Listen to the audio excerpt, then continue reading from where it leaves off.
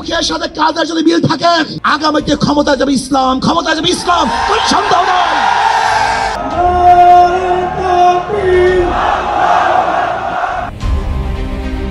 বাংলাদেশের রাজনীতিতে এখন নতুন এক নাটকের মঞ্চায়ন। বিএনপির সঙ্গে দূরত্ব তৈরি হওয়ার পর জামায়াতে ইসলামী কি এবার ইসলামী দলগুলোকে নিয়ে নতুন এক জোটের জন্ম দিচ্ছে?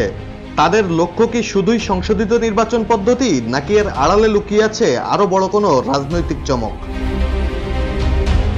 সাম্প্রতিক সময়ে ইসলামী আন্দোলন বাংলাদেশ এবং অন্যান্য ইসলামী দলগুলোর সঙ্গে জামায়াতের নিবিড় যোগাযোগ শুরু হয়েছে। তাদের সবার মুখে একই সুর, পিআর পদ্ধতির নির্বাচন। কিন্তু এই পিআর নির্বাচনের বিরোধিতা শুরু করেছে বিএনপি। বিশেষ করে পিআর পদ্ধতির নির্বাচনের দাবিতে ইসলামী দলগুলোর সোচ্চার অবস্থান রাজনৈতিক মহলে জন্ম দিয়েছে নানা কৌতূহলে।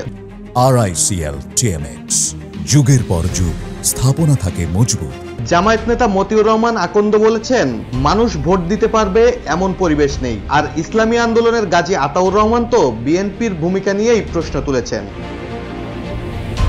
ইসলামী দলগুলোর এই নতুন সমীকরণ নিয়ে এরই মধ্যে বিএনপি অস্থির হয়ে পড়েছে। তারা বিভিন্ন ইস্যুতে দেশ জুড়ে জামায়াত ও শিবিরের বিরোধিতা করছে, যা এরই মধ্যে নজরে এসেছে জামায়াত সহ ইসলামী দলগুলোর। বিএনপির মহাসচিব মির্জা ফখরুল ইসলাম আলমগীর তো বলেই দিয়েছেন, ভোট হলে যাদের গুরুত্ব থাকবে না তারাই এখন ফেব্রুয়ারিতে নির্বাচনের ঘোষণায় নাখোশ। আর রিজভী আহমেদ বলেছেন, এককভাবে নির্বাচন করলে জামায়াত হাতে গোনা দু একটি আসন পাবে। এ নিয়ে বিএনপির অপর নেতা সালাউদ্দিন আহমেদ বলেছেন, যারা পিআর পদ্ধতির নির্বাচন চাচ্ছেন তাদের উদ্দেশ্য নির্বাচনকে বিলম্বিত করা।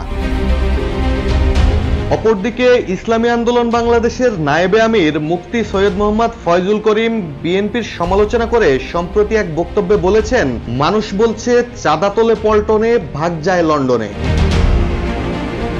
কিন্তু বিএনপির বিরোধিতা সত্ত্বেও জামায়াত তাদের অবস্থান জানান দিতে বদ্ধপরিকর। আগামী 19 জুলাই ঢাকার ঐতিহাসিক সোহরাওয়ার্দী উদ্যানে তারা ডাক দিয়েছে জাতীয় সমাবেশের। চলো চলো ঢাকা চলো স্লোগানে এই সমাবেশকে সফল করতে সারা দেশে চলছে ব্যাপক প্রস্তুতি। 5ই আগস্ট হাসিনার পলায়নের পর রাজধানীতে এটিই হতে চলেছে জামায়াতের সবচেয়ে বড় রাজনৈতিক সমাবেশ। বিশ্লেষকরা বলছেন, এই সমাবেশ কেবল পিআর পদ্ধতির দাবির মধ্যেই সীমাবদ্ধ থাকবে না। এর মাধ্যমে জামায়াত নিজেদের রাজনৈতিক শক্তি প্রদর্শনের পাশাপাশি একটি বৃহৎ ইসলামী জোট গঠনের ইঙ্গিত দিতে পারে। এই জোট যদি সফল হয় তাহলে বাংলাদেশের রাজনীতিতে ইসলামী দলগুলো চমক দেখানোর পাশাপাশি বিএনপির পরাজয়েরও শুরু হতে পারে।